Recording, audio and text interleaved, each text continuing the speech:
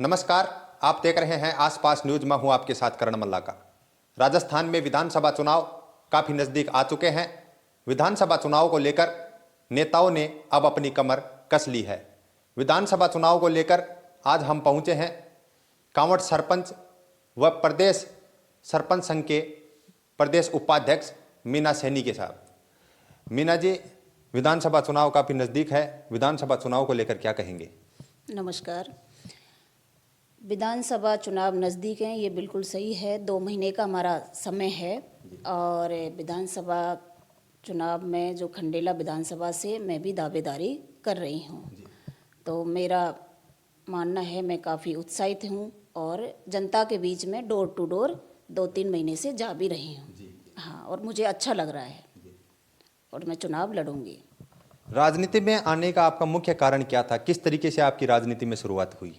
राजनीति में 2015 में मेरे परिवार वालों ने मुझे पहली बार सरपंच बनाया और मेरी जो कार्यशैली 2015 से और 20 तक जो देखी, उसके बाद ग्राम पंचायत कांवड़ की जनता ने मुझे 2020 में भारी बहुमत से दोबारा, और वो भी ये बता देना चाहती हूँ बिना 1 रुपये खर्च के, और वो भी चंदा देकर मुझे दोबारा से सरपंच बनाया।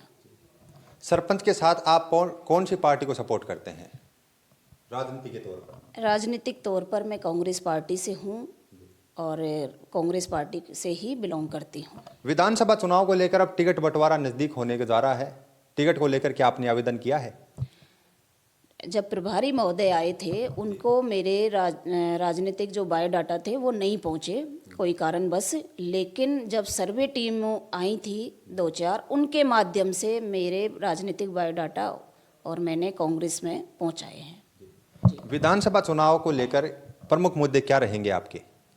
विधानसभा चुनाव में मेरे प्रमुख मुद्दे यही रहेंगे। एक जनप्रतिनिधि होने के नाते क्षेत्र का विकास करना एक जनप्रतिनिधि का फर्ज होता है और दायित्व होता है, और मेन मुद्दे मेरे ये रहेंगे कि जो हमें नहीं करने चाहिए जो कार्य, हम अगर जनता का बहुमत लेके इस पद पर आते हैं और विकास करते हैं, तो ये एक हमारा जनता पर एहसान नहीं होता और न ही एहसान थोपा जाता है, एक हमारा दायित्व होता है।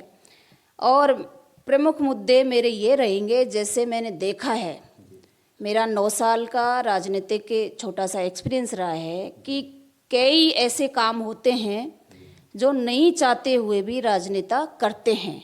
तो प्रमुख मुद्दे मेरे वही रहेंगे कि ना तो मैं ऐसा काम करूंगी और ना ही करने दूंगी।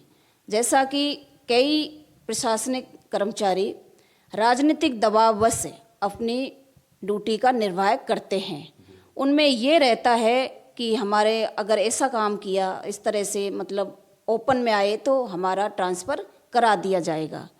तो एक कर्मचारी को मतलब एक अपने कॉन्फिडेंस के साथ में अपनी ड्यूटी करनी चाहिए। ऐसा मेरा कोई राजनीतिक दबाव नहीं रहेगा। विधानसभा चुनाव के दौरान मतलब जीत हासिल होने के बाद आपका पहला विकास के तौर पर क्या कार्य रहेगा? अगर ऐसा सौभाग्य मुझे मिलता है, उसके लिए मैं आपको धन्यवाद देती हूँ जो आपने मुझे पॉजिटिव क्वेश्चन पुटअप किया है। रहता है तो पूरे विधानसभा में जो भी प्राथमिकता के तौर पर विकास कार्य करना जरूरी है, उन पर मेरा फोकस रहेगा। जैसे शिक्षा है या स्वास्थ्य है या लाइट है या जल है, जो भी हमारा मूलभूत आवश्यकता है, उन पर हमारा पूरा फोकस रहेगा। और इसके साथ साथ जो हमारे औद्योगिकरण के लिए बढ़ावा दिया जाए, उस पर भी मेरा भरसक प्रयास रहेगा। खंडेला विधानसभा क्षेत्र जाट बाहुल्य क्षेत्र माना जाता है, क्या आप जीत पाएंगे इस सीट को? क्या जाट समाज के जो भी हमारे प्रतिनिधि हैं, बंसी जी खंडेला साहब हैं, महादेव सिंह जी खंडेला साहब हैं, या सुभाष जी मील आ रहे हैं, या खैरबा साहब आ रहे हैं, ये सारे जाट समाज से ही हैं। तो क्या ये हमेशा जो हमारे बंसी जी खंडेला साहब हैं कि या महादेव सिंह जी हैं सिर्फ जाट समाज के वोटों से ही जीतते हैं क्या? नहीं जीतते ना। हमारे पूरे विधानसभा क्षेत्र में आज 2.5 से 2.25 लाख वोटर्स हैं और माना जाता है कि सबसे ज़्यादा वर्चस्व जाट समाज का है और जाट समाज से ही हमेशा कैंडिडेट खड़ा होता है। लेकिन अदर समाज जब जिसके साथ लग जाता है जी जान से, तो वही कैंडिडेट आगे बढ़ता है और जीत भी हासिल करता है। कांवड़ सहित आसपास के गांवों की एक प्रमुख मांग है नीम का थाना जिले में जोड़ने की। जी, उसके बारे में क्या कहेंगे आप?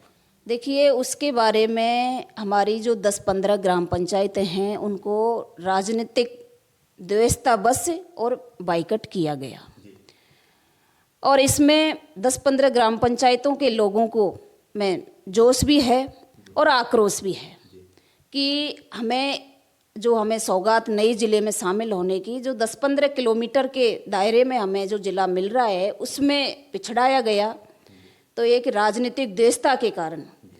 और ये भी मैं बता देना चाहती हूँ कि 2 दिन पहले ही गहलोत साहब ने 3 नए ज़िले और बनाए हैं।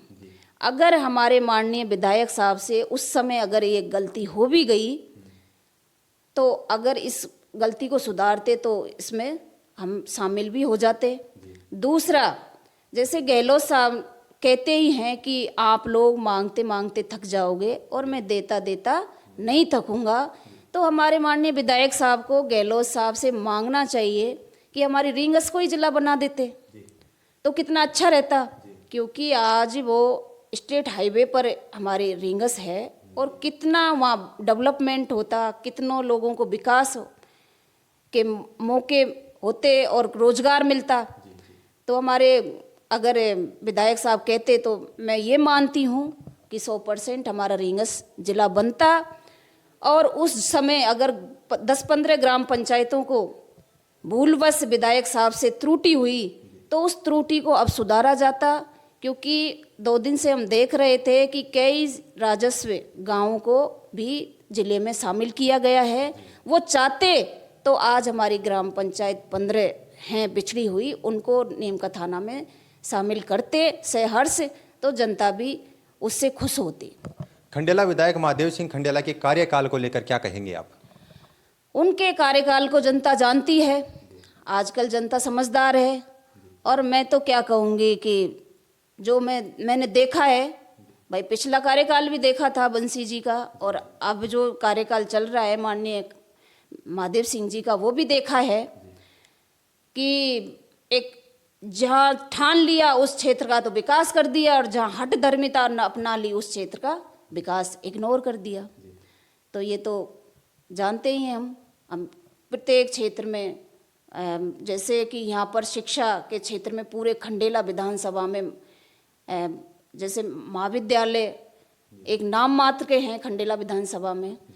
इधर है हमारे ढालियावास की तरफ होता कोई खुलता तो उधर दूसरे विधानसभा क्षेत्र श्री माधोपुर है, उनके टच की जो भी ग्राम पंचायतें हैं, या हमारी जो 20,000 की शिक्षा ग्रहण करते हैं छात्र छात्राएं कांवट में, तो यहाँ भी ये सौगात दी जाती तो यहाँ की आसपास की कम से कम 20 ग्राम पंचायतों को ये, जैसे श्री माधोपुर से या फिर थोई तक इधर पूरा एरिया कवर हो जाता। लेकिन इन चीज़ों से माननीय विधायक साहब ने वंचित रखा, तो उनके कार्यकाल से जनता कैसे रहेगी, संतुष्ट कैसे रहेगी? सड़क और स्वास्थ्य और पेयजल की व्यवस्था को लेकर क्या कहेंगे? सड़क के स्वास्थ्य और पेयजल की व्यवस्था को, जैसे हमारे पूरे राज्य स्तर पर जल जीवन मिशन के तहत जो प्रोजेक्ट चल रहा है सभी ग्राम पंचायतों में, राजस्थान लेवल पर चल रहा है, उसमें सारी जगह, जैसे आप खंडेला विधानसभा को ही देख लीजिए कि हमारे जो 45 सरपंच हैं सभी में आक्रोश है।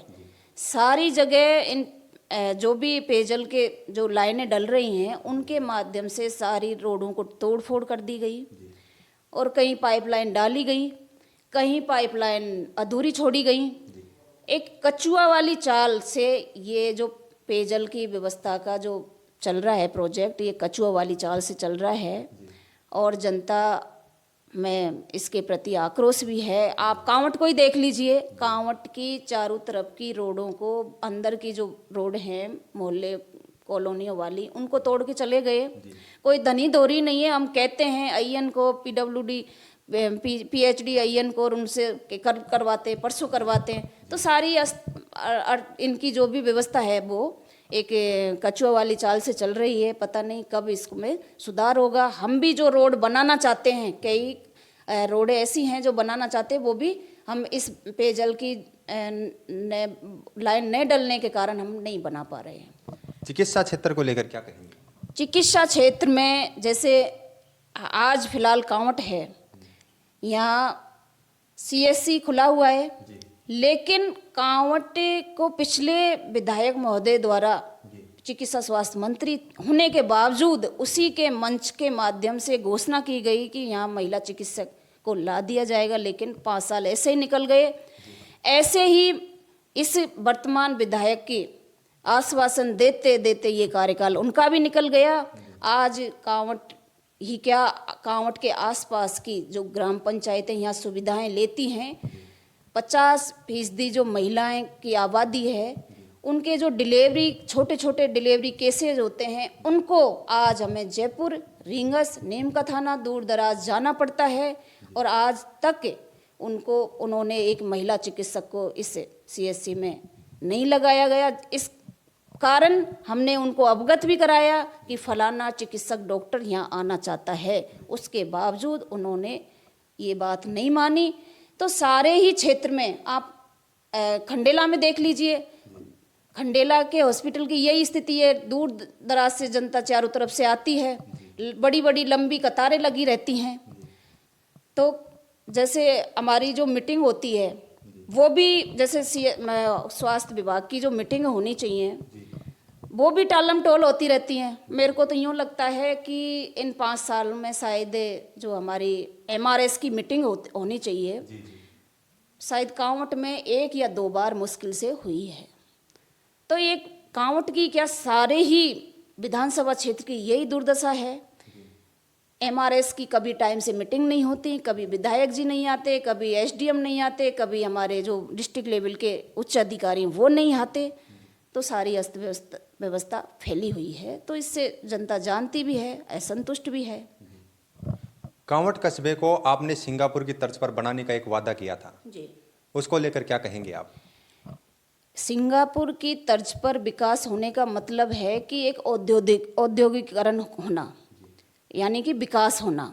सिंगापुर एक छोटा शहर है, लेकिन वहाँ इतना विकसित शहर है और लोगों को इतने रोजगार धंधे मिले हुए हैं और साफ सुथरा है। तो सिंगापुर ही रहेगा और कांवट ही, लेकिन एक तर्ज पर विकास तो किया जा सकता है। और मैं आपको बता देना चाहती हूँ कि एक सिंगापुर की तर्ज पर कांवट का क्या, पूरी विधानसभा क्षेत्र का भी विकास हो सकता है और होना भी चाहिए। जहाँ जहाँ प्राथमिकता से जहाँ ज़रूरत है वहाँ होना भी चाहिए। जैसे राज्य सरकार द्वारा एक PWD का जो विभाग है उसमें फंड आता है, तो राज्य सरकार की योजनाओं को ज़्यादा से ज़्यादा लाभान्वित किया जाए। उस आधार पर यहाँ सड़कों का नवीनीकरण हो प्राथमिकता से कि कौन सी। अब मेरा कांवट का ही देख लीजिए, कांवट में मेरे हिसाब से हमने प्रोजेक्ट बनाया था 6 करोड़ का, लेकिन 20 करोड़ के हिसाब से यहाँ सिंगापुर की तर्ज पे ही विकास हो सकता है। अतिक्रमण हटने के बाद यहाँ दयनीय स्थिति है, व्यापार ठप है, क्या कहेंगे इसके बारे में? अतिक्रमण में भेदभाव किया गया। भेदभाव कैसे किया गया? प्रशासनिक स्तर पर, और वो भी राजनीतिक दबाव के कारण। आज कांवट का अतिक्रमण 11-12 मई को हटा और PWD के टेंडर भी हुआ मलबा निस्तारण का, लेकिन राजनीतिक दबाववश उसका निस्तारण नहीं करवाया गया। रीजन उसका कि सरपंच का पर सारी बुराइयां डालना।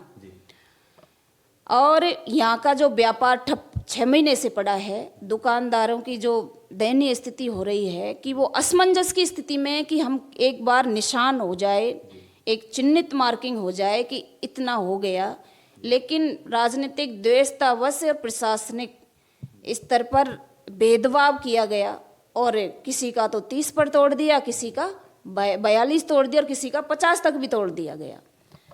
तो यहाँ की जो स्थिति है वो दयनीय हो गई राजनीतिक दबाव के कारण, और बिल्कुल व्यापार ठप है, ये मैं बिल्कुल मानती हूँ। खंडेला विधानसभा क्षेत्र में कई जगह अतिक्रमण है जी, क्या उन पर भी कार्रवाई होगी? बिल्कुल। जहाँ अगर मैं इस क्षेत्र में आती हूँ तो एक सरकारी ज़मीन से अतिक्रमण हटाना एक प्राथमिकता होती है। जब भी हम इस या सरपंच बने या पंच बनते हैं या कोई किसी भी पद पर आते हैं, तो हमें जब हमारी सेमिनार या मीटिंग वगैरह होती हैं तो हमें ये एजेंडा होता है कि सरकारी भूमियों से अतिक्रमण को हटाया जाए। तो अगर पूरे विधानसभा क्षेत्र में ऐसा कहीं भी मामला है, उसको 100% इसका निस्तारण किया जाएगा और उसको जनता को राहत भी दी जाएगी। जैसे अब मैं फील्ड में जा रही हूँ, जैसे मैंने कांवट से अतिक्रमण हटाया, तो फील्ड में लोगों का ये है कि भाई आप सरकारी भूमियों से कब्जा को हटवा सकते हैं, लोगों के फ़ोन भी आते हैं। दूसरा, फील्ड में जो मेरा राजनीतिक कैरियर को लेके लोगों की जो भावना है वो पॉजिटिव है। पॉजिटिव के अलावा मुझे जनता से काफ़ी रेस्पॉन्स मिल रहा है। एक महिला होने के नाते जब मैं फील्ड में जाती हूँ तो काफ़ी सकारात्मक भावनाएं मेरे से जुड़ती हैं। खासकर मैं आपको बता देती हूँ, जब महिलाओं के बीच में मैं जाती हूँ, जैसे इस टाइम लावणी का सीज़न चल रहा है, तो खेतों में भी मैं डोर टू डोर महिलाओं से, धरातल से जुड़े हुए लोगों से मिल रही हूँ, वोट के लिए जाती हूँ, तो उनको अच्छा लगता है कि एक एमएलए के पद पर आने वाले हो आप, अगर जीत जाते हो तो अच्छा महसूस होगा। रीजन कि आप एक धरातल से जुड़े हुए हो और धरातल के लोगों से मिल रहे हो। दूसरा, जो महिलाएं उनमें काफ़ी जोश है, उनमें यह है कि कोई महिला अगर इस पद पर आती है तो महिला के पास में बैठ के हम चार बातें मन की भी कर सकते हैं, कि कोई भी विकास की चर्चाएं कर सकते हैं। तो मुझे काफ़ी पॉजिटिव रेस्पॉन्स मिल रहा है और भगवान ने चाही तो पॉजिटिव रहेगा भी। हमने तमाम जो बातें की हैं, हमारे साथ थी मीना सैनी, कांवट सरपंच व प्रदेश सरपंच संघ के उपाध्यक्ष। इसी तरह की तमाम वीडियो देखने के लिए देखते रहिए कैमरामैन कपिल सेन के साथ करण मल्ला का आसपास।